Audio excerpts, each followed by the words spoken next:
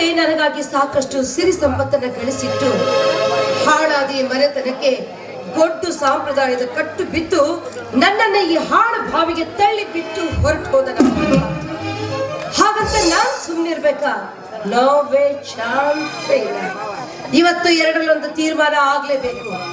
ಈ ಮನೆಯಲ್ಲಿ ನಾನಿರ್ಬೇಕು ಒಂದು, ಇಲ್ಲ ಆ ಮುದಿ ಗೂಬೆ ಹಾಗೂ ಆ ಸೋಗಲಾಡಿ ಸುಮಿತ್ರ ಅವರಿರ್ಬೇಕು ಒಂದು. ಎರಡರಲ್ಲೊಂದು ತೀರ್ಮಾನ ಆಗ್ಲೇಬೇಕು.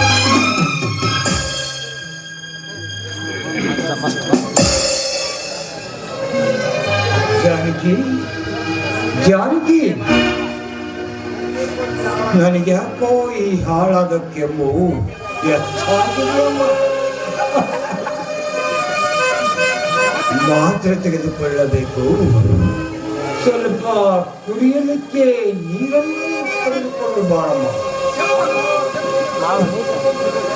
ಜಾನಕಿ, ಯಾಕಮ್ಮ ಮೌನವಾಗಿ ನಿಂತು ಬಿಟ್ಟಿಯಲ್ಲ? ನೋಡಿ, ಈ ನಿಮ್ಮ ವೈಯಕ್ತಿಕ ವಿಷಯಗಳಿಗೆಲ್ಲ ನಿಮ್ಮ ಸೇವೆ ಮಾಡೋದಕ್ಕೆ ನಿಮ್ಮ ಮಗಳಿದ್ದಾಳಲ್ಲ ಸುಮಿತ್ರ, ಅವಳನ್ನ ಉಪಯೋಗಿಸ್ಕೊಳ್ಳಿ. ನನಗೆ ಬೇರೆ ಕೆಲಸನೇ ಇದೆ. ಜಾನಕಿ, ನೀನ ಈ ಮಾತನಾಡುವುದು ಯಾಕಮ್ಮ? ಏನಾಗಿದೆ ನಿನಗೆ? ಸಾಕು, ಹೆಚ್ಚಿಗೆ ಮಾತನಾಡಬೇಡಿ. ಮಾತನಾಡಿ ಆಯಾಸ ಮಾಡ್ಕೋಬೇಡಿ. ಅಪ್ಪಾಜಿ, ಅದಕ್ಕೆ ಮೈಯಲ್ಲಿ ಮೊದಲೇ ಹುಷಾರಿಲ್ಲ ಅಂದಾಗ ಇವೆಲ್ಲ ಕೆಲಸ ಮಾಡು ಅಂದ್ರೆ ಅವ್ರಿಗೆ ಹ್ಯಾಕ್ ಮಾಡ್ಬೇಕಪ್ಪಾಜಿ? ನೀರು ಕುಡಿದು ಒಂದು ಮಾತ್ರೆ ತಗೊಂಡು ವಿಶ್ರಾಂತಿ ತೆಗೆದುಕೊಳ್ತಾರೆ. ಸೋಗ್ಲಾಡಿ, ನನ್ನ ಮೈಯಲ್ಲಿ ಹುಷಾರಿಲ್ಲ ಅಂತ ಜಂಬದಿಂದ ನನಗೆ ಮಾತಾಡ್ತೇನೆ.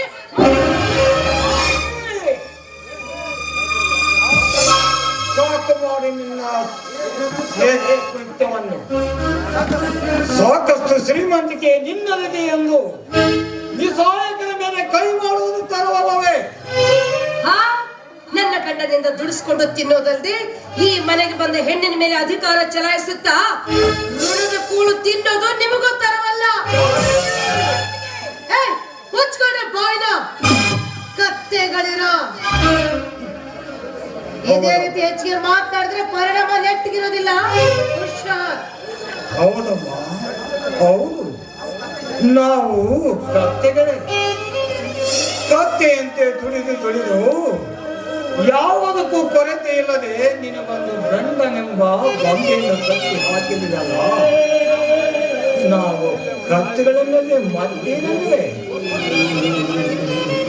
ಹೊತ್ತು ಮುಳುಗುವುದರೊಳಗೆ 10 ಜನಗಳ ಜೊತೆಗೆ ಸುತ್ತಾಡಿ ಕತ್ತಲಾದ ಮೇಲೆ ಮನೆಗೆ ಬಂದು ಸೇರುತ್ತಿದೆಯಲ್ಲ, ನಮಗೆ ಕತ್ತೆಗಳನ್ನೇ ಮತ್ತೇನಿದೆ? ಧರ್ಮರಾಜನ ಸೊಸೆಯೊಬ್ಬಳು ಸೋಗಲಾಡೆ ಸೂಳೆ ಎಂದು ಈ ಜನರಾಡುವ ಮಾತನ್ನು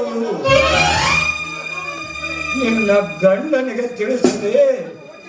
ನಮ್ಮ ಹೊಟ್ಟೆಯಲ್ಲಿ ಬಚ್ಚಿಟ್ಟುಕೊಂಡು ಕಿಚ್ಚಿಟ್ಟುಕೊಂಡಿವೆ ಅಲ್ಲ,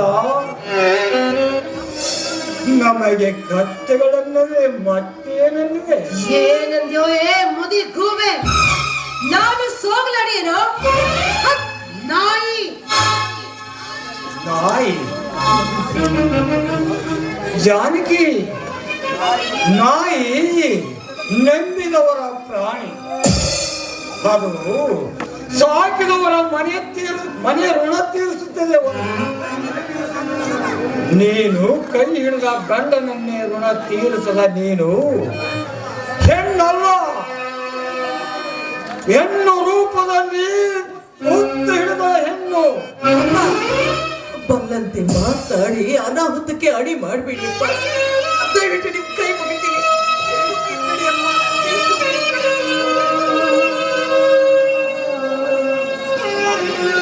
ಅಪ್ಪಾಜಿ, ಅಪ್ಪಾಜಿ,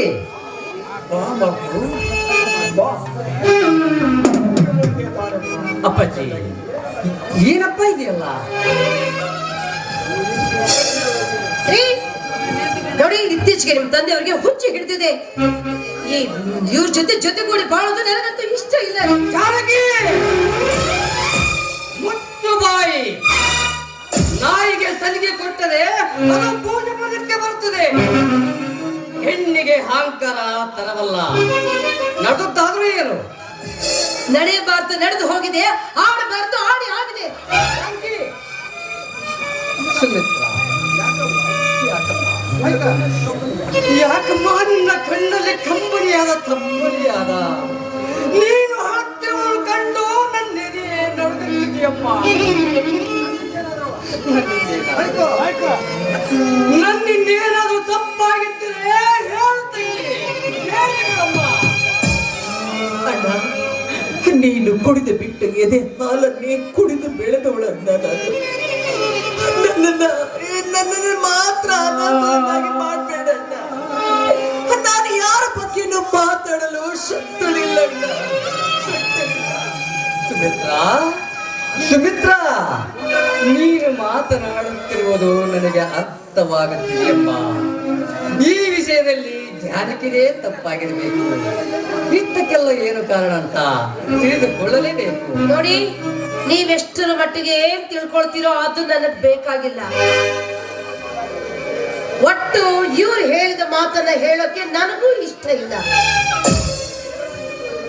ನಿನಗೆ ಹೇಳುವ ಇಷ್ಟ ಇಲ್ಲದರೆ ನನಗೆ ಕೇಳಲು ಕಷ್ಟವಾಗುತ್ತದೆ. ಜಗದೀಶ, ಇಷ್ಟವಿಲ್ಲದ ನಿನ್ನನ್ನು ಕತ್ತ ಸಮುದ್ರಕ್ಕೆ ತೊಳ್ಳೆ ಹಾಕಿಬಿಟ್ಟೆ. ಜಗದೀಶ, ತೊಳ್ಳೆ ಹಾಕಿಬಿಟ್ಟೆ. ನನ್ನನ್ನು ಕ್ಷಮಿಸಬೇಕು, ನನ್ನನ್ನು ಕ್ಷಮಿಸು.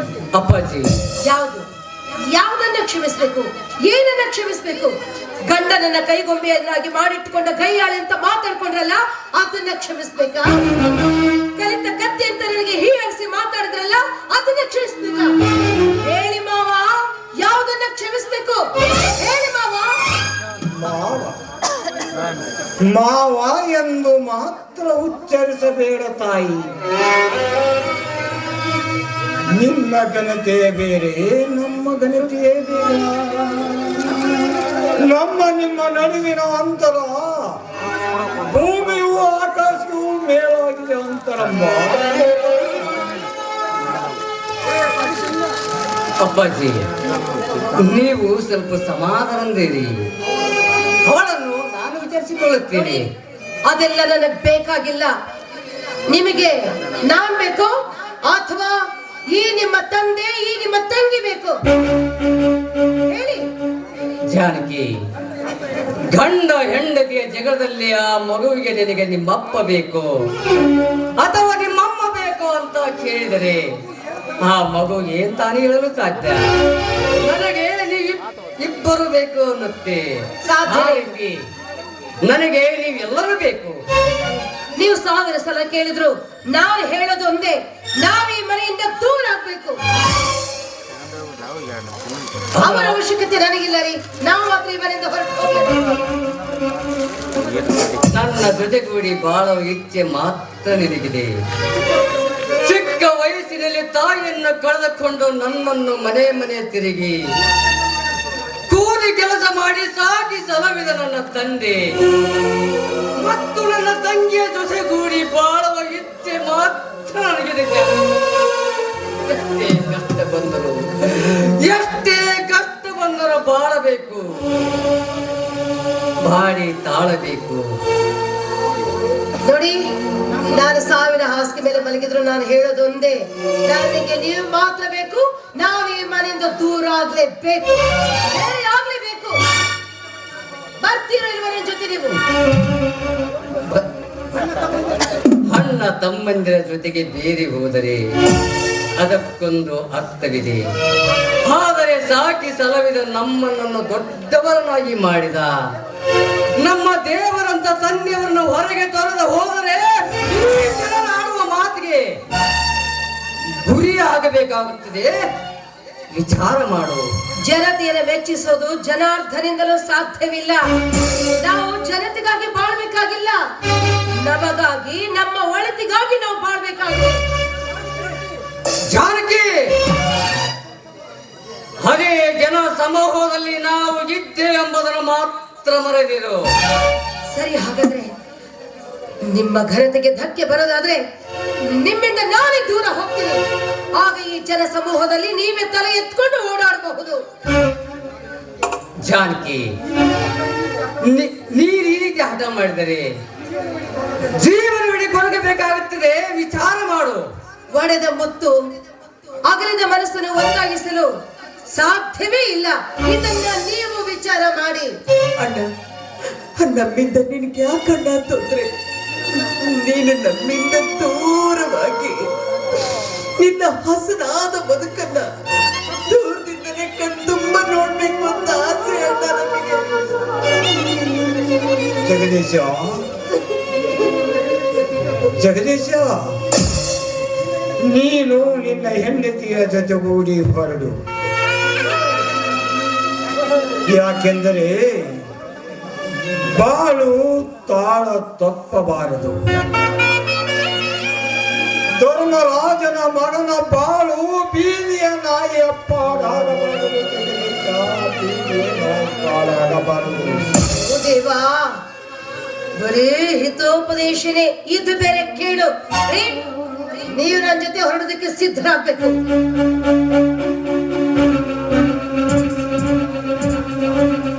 ಸುಮಿತ್ರ, ನೀನೇನು ನನ್ನ ಬಾಳಿಗೆ ಕಣ್ಣಾಗಿ, ಆದರೆ ನಾನು ನಿನ್ನ ಬಾಳಿಗೆ ಕಣ್ಣಾಗಲಿಲ್ಲ. ಈ ಪಾಪಿ ಅಣ್ಣನನ್ನು ಕ್ಷಮಿಸಿ ಬಿಡು ತಂಗಿ, ಕ್ಷಮಿಸಿ ಬಿಡು. ಅಣ್ಣ, ಒಡ ಹುಟ್ಟಿದವರು ನಾವಾದ್ರು ಕೂಡಿ ಬಾಳುವ ಯೋಗವನ್ನ ನಾವು ಪಡ್ಕೊಂಡು ಬರ್ಲಿಲ್ಲ. ಯೋಗಿ ಪಡೆದದ್ದು ಯೋಗಿಗೆ, ಜೋಗಿ ಪಡೆದದ್ದು ಜೋಗಿಗೆ. ಹೋಗಿ ಬಾ.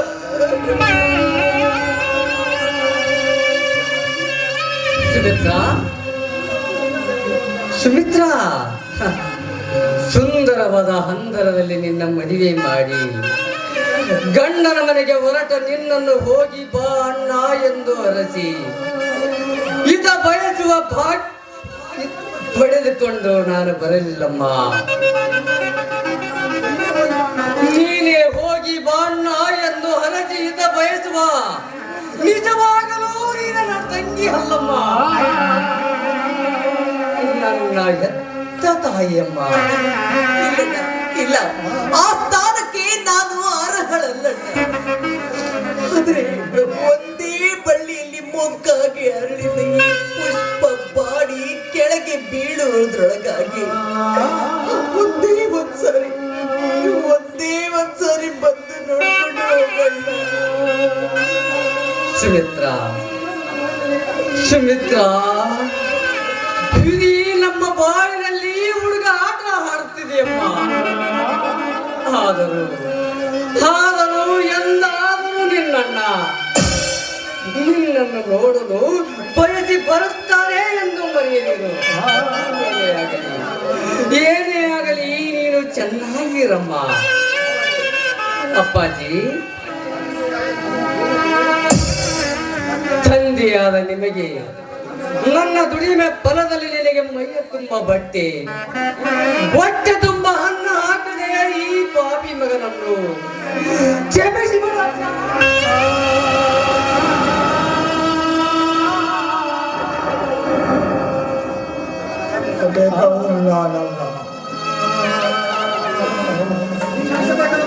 ನಿನ್ನನ್ನು ನಾನು ತುಂಬೆ ಅರಿವ ಹೊಳೆಯನ್ನು ತಳ್ಳಿಬಿಟ್ಟೆ. ಜಗದೀಶ, ತಳ್ಳಿಬಿಟ್ಟೆ. ನನ್ನ ತಂಗಿಯ ಮಗಳನ್ನು ಜಾನಕಿಯನ್ನು ತೆಗೆದುಕೊಂಡು ನನ್ನ ಅಗಲಿದು ನಿನ್ನನ್ನು ತಳ್ಳಿಬಿಟ್ಟೆ. ನನ್ನನ್ನು ಕ್ಷಮಿಸು ಮಗು, ನನ್ನನ್ನು ಕ್ಷಮಿಸು. ಅಪ್ಪಾಜಿ, ವಿಧಿಯ ಎದುರು ನಿಂತು ಹೋರಾಡುವ ಶಕ್ತಿ ಯಾರಿಗಿಲ್ಲ. ನಾವು ಯಾರಿಂದ ದೂರ ಇರಬೇಕೋ ಅನ್ನಿಸುತ್ತಿದೆಯೋ ಅವ ವ್ಯಕ್ತಿನ ಸೇರಿಸುತ್ತಾನೆ. ಇದನ್ನೇ ವಿಧಿ ಅನ್ನೋದು. ಸಮಾಧಾನ ಮಾಡಿಕೊಳ್ಳು ಅಪ್ಪಾಜಿ, ಸಮಾಧಾನ ಮಾಡಿಕೊಳ್ಳಿ. ಪೂರ್ಣ ಕೇಳ್ಕೊಂಡು ಇಲ್ಲೇ ನಿಲ್ತಿರೋ, ನನ್ನ ಜೊತೆ ಬರ್ತಿರೋ ಇಲ್ವೋ? ಅಂದ್ರೆ ಹೋಗೋಣ. ಬರುತ್ತೇನೆ ಜಾನಕಿ, ಬರುತ್ತೇನೆ. ಬನ್ನಿ ಬೇಗ.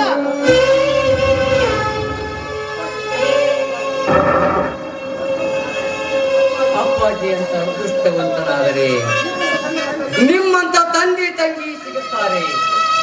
ದುರದೃಷ್ಟವಂತನಾದರೆ ಅತಿ ಸುಂದರಿಯಾದ ಕೈಯಾರೆ ಸಿಗುತ್ತಾರೆ.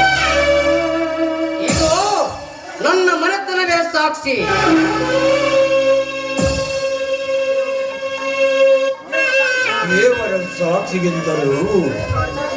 ದೇವರ ಸಾಕ್ಷಿಗಿಂತಲೂ ಹೆಚ್ಚಾದ್ದು ಅಗ್ನಿ ಸಾಕ್ಷಿ. ಅದರ ವಿರುದ್ಧ ಸಾಗುವ ಹಕ್ಕು ಯಾರಿಗೂ ಇಲ್ಲ.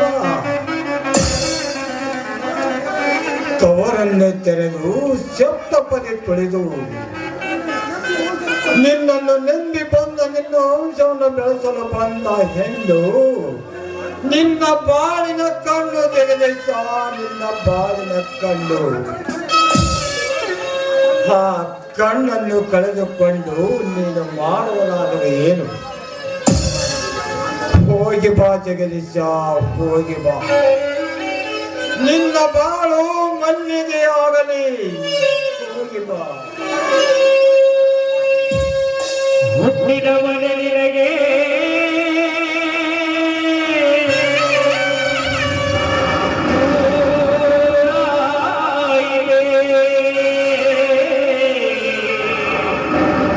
ಬೆಟ್ಟದ ಮರವನ್ನು ಮನೆಯಾಗಿ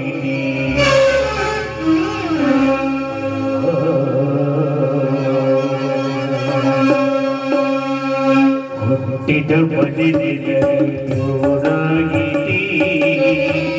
ಬೆಟ್ಟದ ಮರವನ್ನು ಮನೆಯಾಗಿ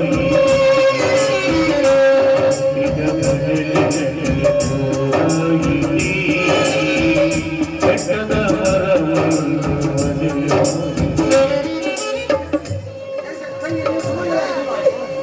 ತಂಗಿ ತಂಗಿ ನೀನು ಸುಮಂಗ್ರಿಯಾಗಿ ಬಾಳಪ್ಪ. ಬೇಡ ದುಡುಕಿ ಕೆಡಬೇಡ. ಶೀಲವೇ ಹೆಣ್ಣಿನ ಆಸ್ತಿ. ಕಟ್ಟಿದ ಕನಸು ಕಾಣದಾಗಿ ಕಟ್ಟಿದ ಕನಸು